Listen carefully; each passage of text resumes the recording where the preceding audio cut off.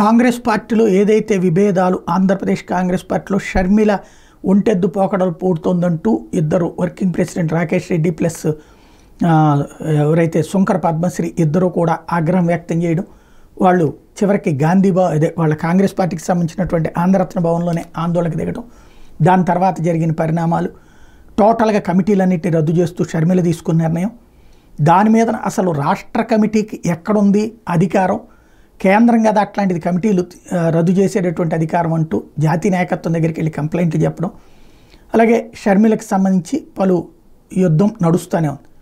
కాకపోతే ఆయా నాయకులు గుర్తుపెట్టుకోవాల్సింది ఏంటంటే, షర్మిలని కాంగ్రెస్ పార్టీ వదులుతుందనుకోవడం అమాయకత్వం.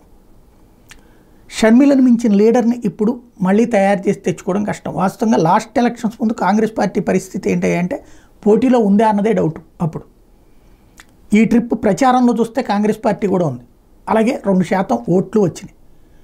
1,00,000కు పైగా ఓట్లు 2-3 చోట్ల సాధించగలిగింది పార్టీ.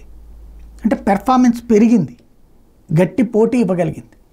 ఇంకోటి కాస్త సొంత ఖర్చులు పెట్టుకోగలిగినటువంటి ఆవిడ, రాష్ట్రం మొత్తం తిరగగలిగిన ఆవిడ, అనేక చోట్ల కాంగ్రెస్ జెండాలు కనిపించినాయి.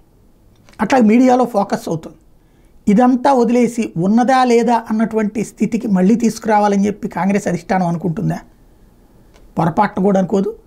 షర్మిలని కాంగ్రెస్ పార్టీలో కట్టడి చేస్తారని అనుకోవడం కూడా భ్రమే.